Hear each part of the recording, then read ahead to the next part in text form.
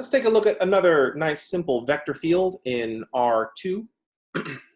Here, f at xy is going to be minus y times j. So let's see what we observe just based on looking at the function, just looking at the functions that we're using to describe this vector field. First thing I notice, none of the vectors have any I component.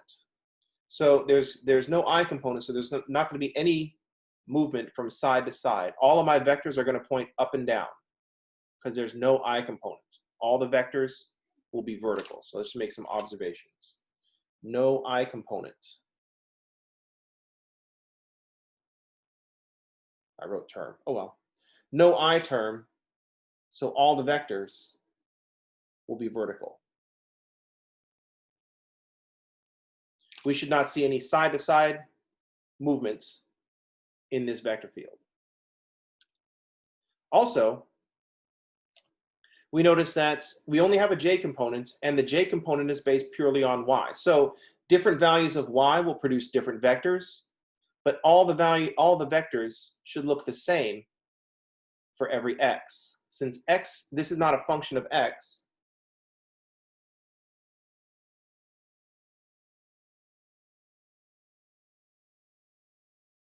there's no x term or factor, so all the vectors look the same.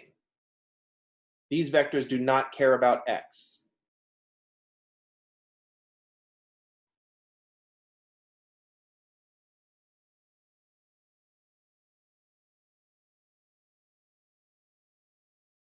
These vectors do not care about x. They will look the same everywhere. Let's plot some vectors and see what and imagine what this vector field should look like. So if we look at the vectors when on the x-axis, I'm going to do the same strategy I did before. I'm going to start by looking at vectors on the x-axis, and I'm going to start with the origin. So we get 0, j. No direction at the origin. Then when we start to look at more points on the x-axis, at 1, 0, say, well, these vectors don't care about x. They only care about the y-coordinate, and notice that this vector is the same. Nothing. We go further.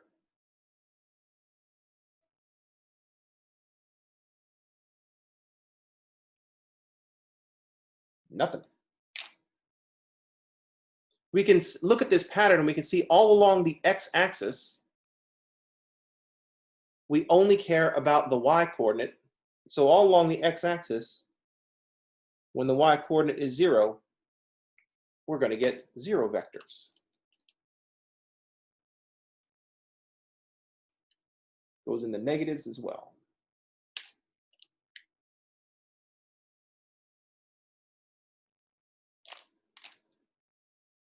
So this is just going to continue on. So we've got the x-axis sorted out.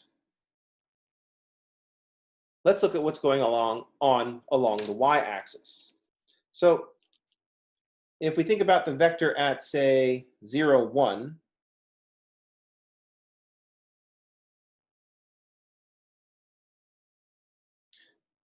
we don't care about the x, but the y says we should have a minus j, because that's just evaluating the function at that point. F of 0, 1 is negative 1 times j. So we're going to have a negative 1 vector at that point. If we look at the other side,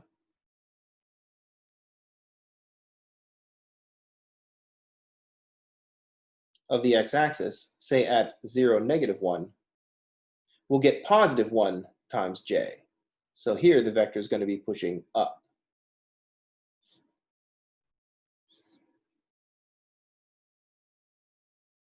Moreover, let's actually go one more level before I moreover anything. So if we look at f at 0, 2, we'll have negative 2 times j. So we'll have a slightly longer vector here. And the same thing will happen on the other side of the x-axis. We'll have 0, 2, positive 2j. So this will go up.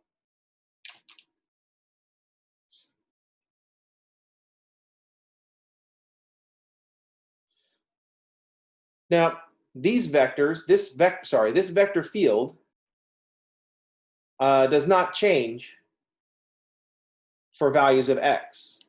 So once I have, if the y-coordinate is 1, wherever the y-coordinate is 1, the vector field will return negative 1j. So all along this line,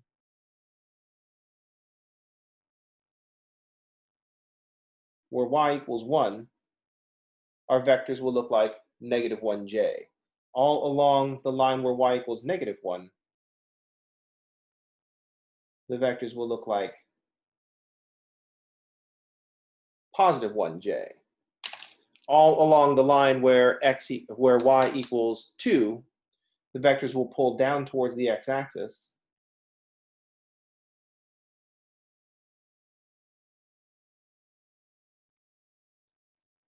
And all along the line where y equals negative 2, the vectors will pull up towards the x-axis.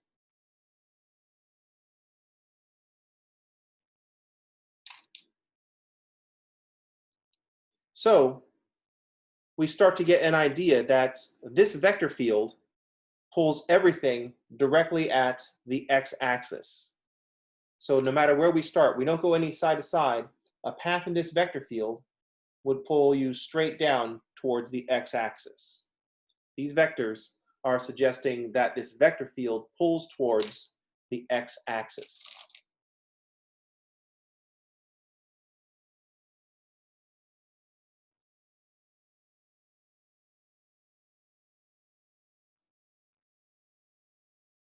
Like directly to the x-axis, no side-to-side motion.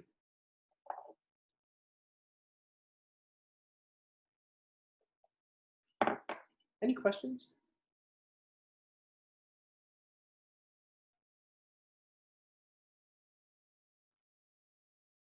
All right. That was only two very simple vector fields.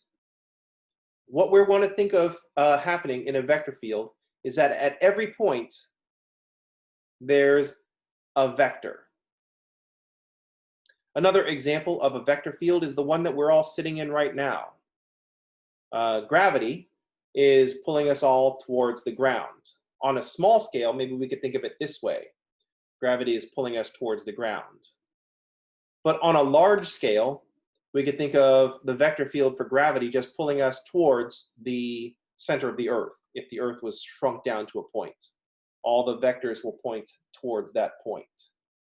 I just made a motion with my hands and remembered that I'm not on camera or in front of people. So, secret hand motions. So we want to think, one way we could think of a vector field is we can just kind of generalize our gravity field, and we could make a force field out of it.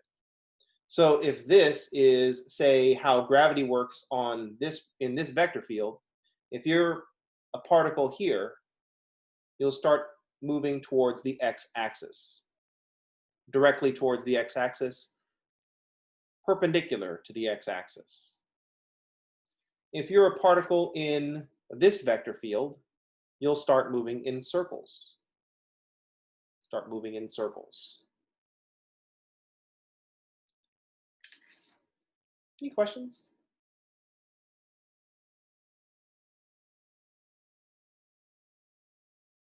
All right. What we're talking with, if we imagine particles sitting in the vector field and just following whatever vector they're sitting at, we are thinking about the flow of a vector field. So imagine a particle in a vector field.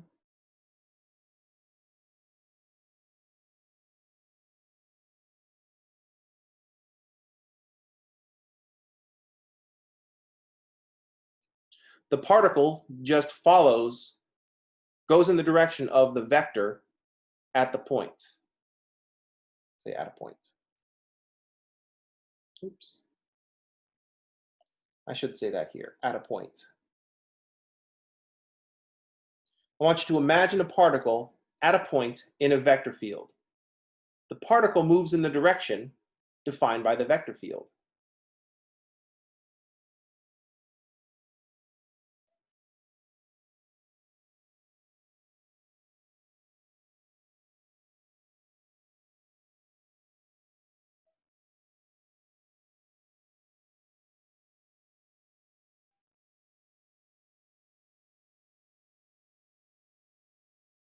The particle moves in a direction given by the vector field at that point.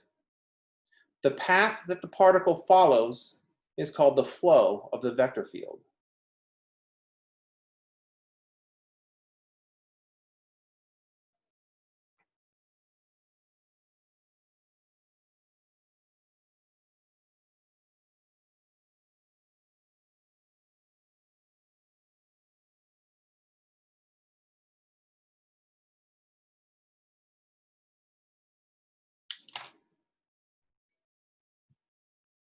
As another example, since we have this R2, we have these R2 examples.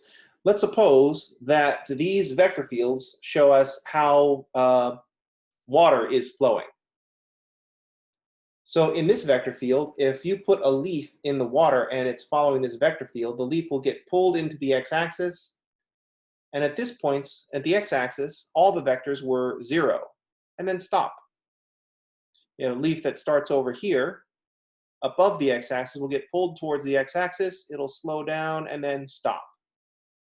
It slows down because the vectors are very long up here, so this is going at -3, but then it's going at -2 and -1, so it's slowing down as it gets to the x-axis, but then it stops. In our circular vector field, if we have a vector that starts off at the point 1, 0, it's just going to flow around in this circle forever. It's going to flow around a circle of radius 1 forever. This vector here, a leaf here at the point, starting at the point 2, 0, will flow around a circle of radius 2, and just keep doing that forever, because it's a circle, it'll end up back where it started, and then just do the whole thing over again. If we just imagine a particle cruising along the vector field, the path that it traces out is going to be the flow of the vector field. Any questions? So here's the next thing you need to go out into the world and observe. It's probably not going to be windy at all today, so you won't be standing in a nice windy vector field. But if it is, if there's a breeze, imagine that breeze as a vector field. So if you're walking along and you feel the breeze change direction, you've walked into a different point. If you're walking along and the breeze is coming straight at your face and you're walking this direction, if you walk a little bit further, now the breeze is coming at an angle. Then if you turn down your street and you start walking this way, the breeze is coming at an angle still until you get down to this next street and the breeze is blowing in your face again. And you'll be like, oh, dude, what are these circular winds? But I want you to feel that breeze as you standing in a vector field. When the breeze is strong, you're going to be standing in these long, you're going to have long vectors, either pushing you in the face or pushing you from behind. If the breeze is weak, then you have these short vectors coming at you. Imagine the angle that they're hitting you. Imagine the magnitude with which they're hitting you. Any questions? Walk through a field and just take note of which direction the breeze is flowing. And then imagine the breeze is just a bunch of vectors at different points in that field.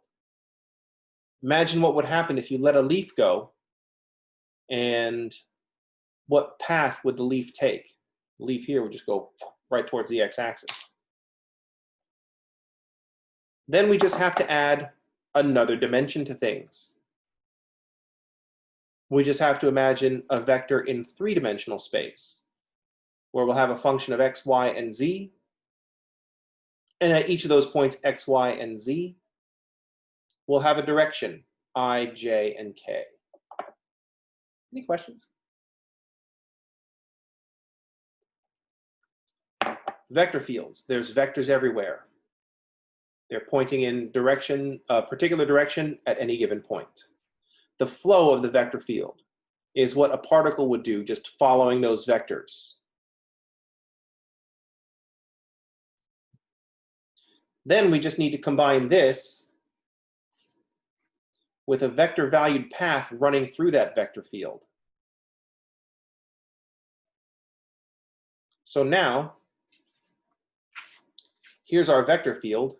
What would it be like to say walk along this path? If I take a bunch of vectors and I put a path of vectors running through this vector field, what kind of things can we calculate? We have the vectors given by the vector field that we're standing in.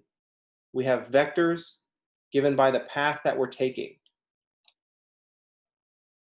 How are we going to take those two vectors at every point and put them together? Any questions? That's what we want to think about between now and tomorrow. All right, let's stop the video here.